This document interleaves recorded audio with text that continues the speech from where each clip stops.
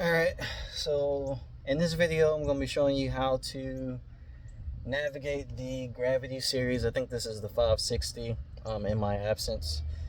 So first and foremost, as you're trying to get this thing started, couple things you're going to want to do. Actually, I think I'm missing a piece. 1 second. Alrighty, I'm back. Couple things. Alright, so first you want to grab these slides out. This is what chokes the fire out and kills the flame. When it's time to cut this off, you're gonna open up, let's turn this a little bit. Open up these hatches. You got one at the bottom. There's a sensor here, which you can't see. There is a sensor here. And there is a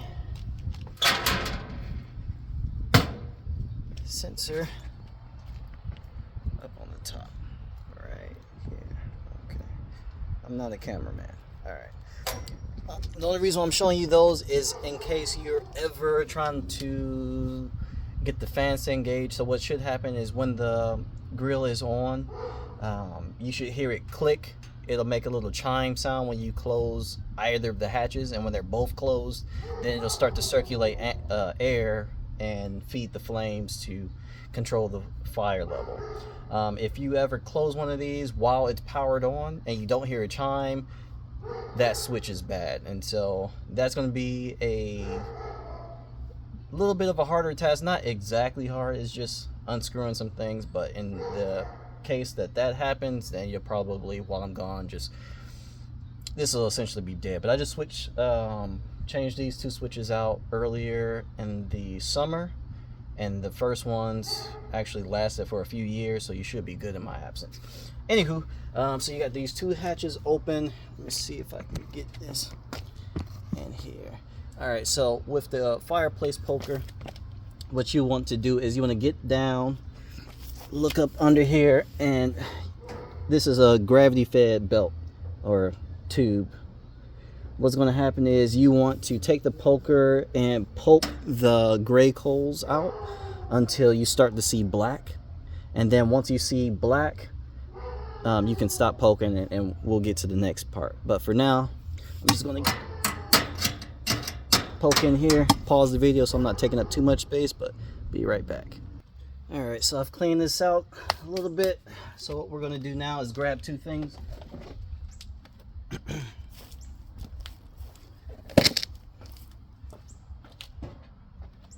Make that three things. Alright, so we've got these square fire starters. You're going to put the square in first, shove it all the way in the back, light it.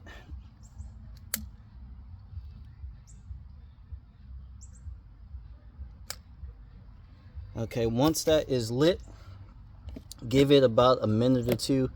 What you're waiting for this to do is to light on the sides and not just the light on the sides and not just the front, because what'll happen is once you push this brick in behind it, it's going to snuff the flame. So what you want to do is give it a second to spread to the sides, or you can probably be smarter and just start the fire on the side. And then once this flame is really going, then you can take this piece in and stick it all the way in there. So I'm gonna give it a second and pause the video here. Actually, while this video is, while the fire is building up, what we're gonna do is the next step. On the very top of this tower that's open, and if you look over it, you can see there's charcoal in there, or there should be. This thing can take, when it's empty, it can take one 16-pound bag of the Kingsford original.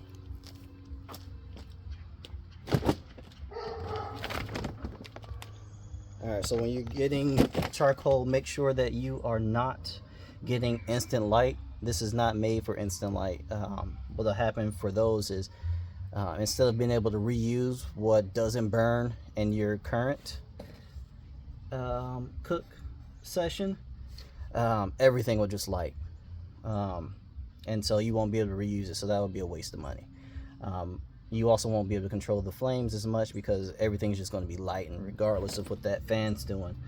Anywho, I'm going to go ahead and put some of this in here.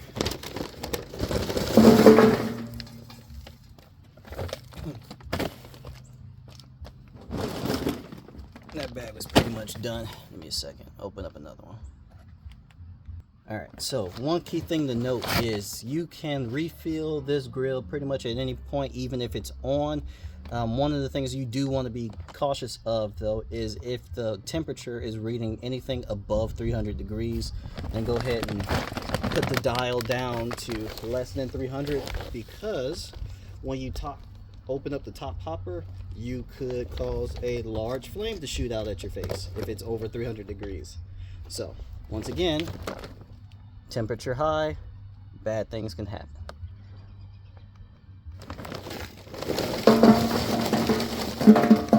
Best bet, fill this up before you even get started.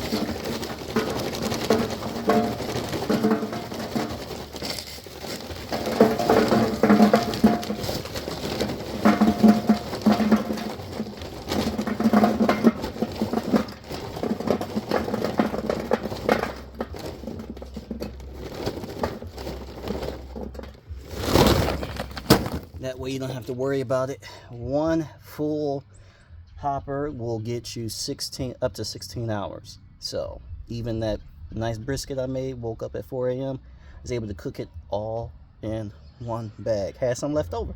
So once again, best bet, go ahead and get this thing filled up before you even start. Forget about it. All right, so we're waiting for this flame to pick up.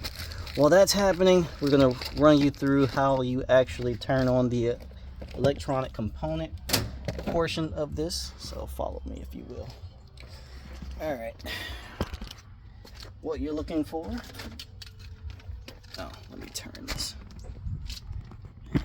What you're looking for. One power adapter. One side is going to attach to your interface. At the bottom of it, you have a little piece hanging out. Other piece, I mean, you can guess this part. Plug into the wall. All right, so what we're doing here is unplugging the security camera. So make sure you put this back when you're done. You'll hear it click. All right, so that means you got power. That little chime. Now let me show you the sound that you should experience. Oh, well, let me turn this on. All right, so it's got a power button.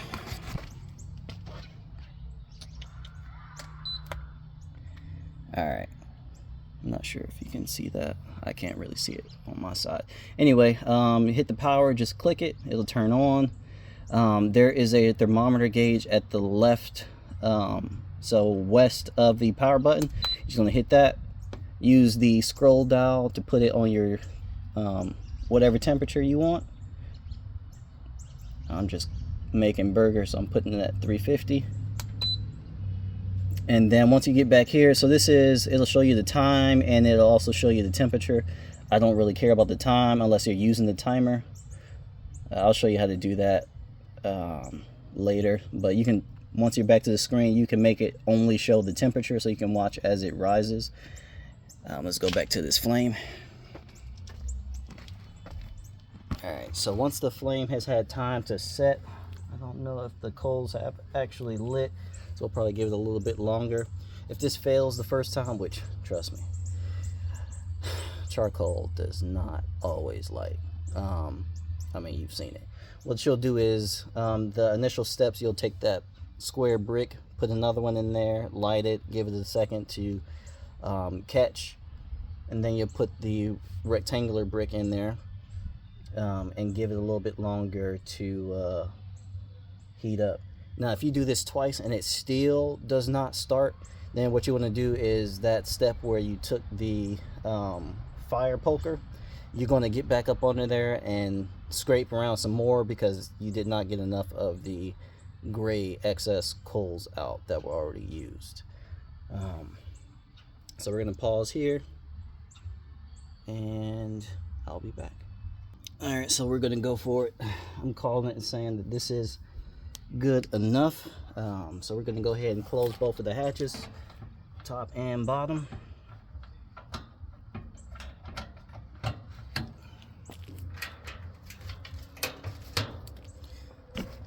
Alright, so at this point, let's go here. You're just gonna be standing around watching the temp go up. Once it makes it to say 170, 180, the grill is officially on. Right now you're just trying to get the charcoal to start. So if the temperature actually starts to drop, it is actively failing. So you're going to go ahead and repeat the initial steps with the square brick and the rectangular brick right after, to try and get this up to 180. Once you get it to 180, you're good. You can walk away and do whatever you need to do. The grill is effectively on, and just give it a little bit longer to get to whatever temp that you are using. With that being said, that is the basics of the grill. One more thing I want to show you. Alright, so when you open any of these hatches, to include the main hatch, you'll hear this chime. And if you don't hear the chime when you open or close, then the switch is not working. The switch for this is right there. So that you should have 3 different switches. All of them will do something with the fan when we're talking about temperature control. Switch back. Main thing, make sure you hear the sounds. There is one more thing I wanted to show you, and that is if the temperature actively fails, sometimes the system will notice it before you do. So if the system is on for a while and it has not reached the ideal temperature, then it'll say that the fire did not start, or you'll get error number 4. Error number 4, the only thing that you need to do, because it'll be constantly beeping, is you'll just press the power button one time, and that'll essentially reset the timer and give you more time to get the temperature up to speed. The only other error message that you need to be worried about is error number 3. And that means you have an active fire. The fans are not controlling the flames, and it is continually getting higher and higher. Best thing you can do is, if there is anything on the grill, depending on what it is, if you're making like sausages or hamburgers, sometimes you can use that to get a little charbroil going and cook things faster. Those taste good too. You will just have a little bit more char than what you are typically accustomed to. If that's happening, go ahead and cook those immediately. Take them off the grill, shut it. If you're trying to smoke something, I have not seen error 3 when I'm trying to smoke, but if you're trying to smoke something and you have an error 3, take whatever you're trying to smoke off, because that's not smoking temperature. You're about to grill and sear whatever you have going on. And if it's at the beginning of the cycle, you will ruin that meat trying to smoke it in those conditions. Outside of that, that will be the basics. If you want to throw in some mesquite wood blocks into the hopper, you can do that. But that'll do it. Do not use any lighter fluid or anything like that. I don't know if you might have saw when I panned under there. Ignore that. I just use that to start the fires in the back. Outside of that, yeah, 13 minutes just to show you the basics. I promise it's not hard. Just do it a couple times and it's pretty straightforward. The hardest thing is getting the fire started. Once the fire is started, you're pretty much good, unless you get an error 3, which sucks. But it is what it is. Once again, you have all the power functions, how to start it. Once you're trying to turn this off, don't forget to put those slides back into those silver slide receptacles. Those will effectively choke the flames. Another thing you want to do if you get that error 3 and you're done cooking, put those slides in there, turn off the power, you're good to go. Alright, that will conclude basic operation of the Masterbuilt Gravity.